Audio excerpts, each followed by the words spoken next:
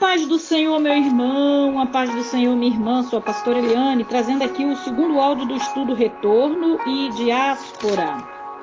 Nós já mencionamos aqui que o diáspora significa dispersão dos judeus no decorrer do século por todo o mundo. Estamos aqui com o tema de hoje, período intertestamentário. Por vezes, o período de tempo comprometido entre os últimos eventos registrados no Antigo Testamento e os primeiros eventos registrados no Novo Testamento é chamado de período intertestamentário. Os cristãos costumam pensar nesse período como uma época envolta em mistério e obscuridade. Mistério e obscuridade. Na realidade, sabe-se pouco sobre este período, muito formativo da história da Bíblia.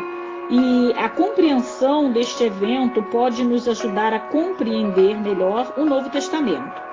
De uma maneira real, o período intertestamentário definiu o cenário para a vida e o ministério de Jesus e seus seguidores. Por exemplo, os fariseus, os saduceus nem sequer existiam nos tempos do Antigo Testamento, mas no tempo de Jesus, estes dois grupos eram os principais intervenientes na vida política e religiosa de Israel.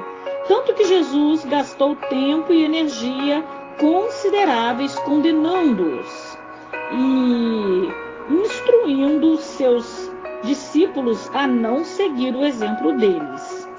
Uma breve revisão de alguns eventos do Antigo Testamento nos ajudará a compreender melhor os acontecimentos que vieram depois deles.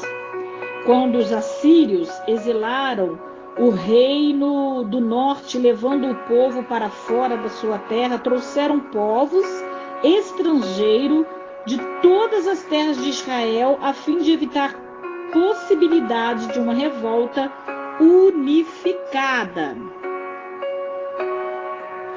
Casamento entre esses estrangeiros e os israelitas de Palestina deram origem a um grupo de pessoas conhecidas como samaritanos, que eram caracterizados pela mistura sincretista de judaísmo e práticas religiosas pagãs. Quando a Babilônia conquistou e exilou Judá, o Reino do Sul destruiu o Templo de Jerusalém, colocando fim ao sistema ritual sacrificial de Israel. Esta crise resultou em uma mudança de foco. O foco saiu do templo e seus rituais e foi direcionado para as Escrituras, que ainda era acessível mesmo no exílio. Assim, é provável que durante esse tempo as sinagogas e os escribas tenham se difundidos em maior grau na sociedade israelita. É mais ou menos nesse ponto que nós saímos calmamente do período do Antigo Testamento e entramos no tempo conhecido como período intertestamentário. Talvez o evento mais importante que ocorreu durante este período tenha sido a ascensão de Alexandre o Grande, depois de ascender ao trono aos 20 anos de idade em 336 a.C., e assegurar seu controle sobre a Macedônia e a Península Grega.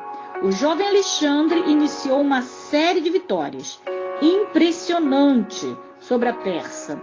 Estas vitórias culminaram em seu domínio completo sobre praticamente todo o território que antes estava sob o domínio de Pérsia.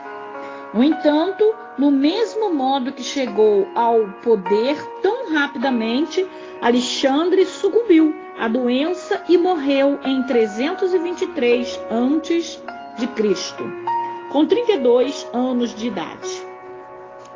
Um efeito importante da conquista de Alexandre está relacionado ao seu fomento da língua e da cultura grega ao longo de sua terra.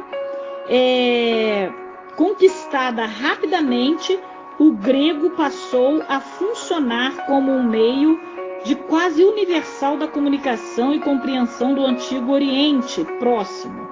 A penetração e a influência duradoura da língua grega pode ser vista com mais clareza no fato de que todos os livros do Novo Testamento escritos mais de 300 anos após a morte de Alexandre foram escritos em grego.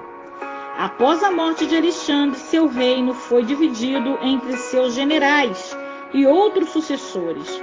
Uma série de guerras ocorreu com cada sucessor disputando o território controlado por outro. Nesta época, em aproximadamente 220 anos antes de Cristo, o Oriente Médio passou a ser dominado por 3 poderes gregos principais: a dinastia Ptolemaica do Egito e a dinastia Seleucida em grande parte da Anatólia, da Mesopotâmia e da Pérsia. E a dinastia dos Antígonas na Macedônia, inicialmente a terra de Israel foi parte do reino de Ptolomeu. E os judeus normalmente desfrutavam uma grande liberdade religiosa e algumas vezes até mesmo de favores durante este tempo. Em grande número de judeus se mudou para Alexandria, no monte do Egito, onde se tornaram relativamente próspero e influente. Foi em Alexandria que um grupo de estudiosos bíblicos judeus traduziu o Antigo Testamento para o grego para torná-lo mais acessível para o crescente número de judeus que já não falavam hebraico.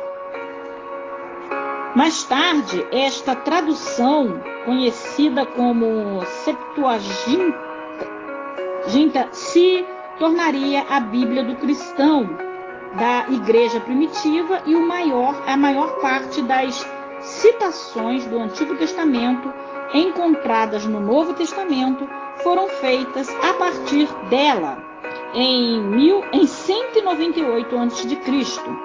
O governante Seleucida Antíoco III tornou a terra de Israel dos Ptolomeus.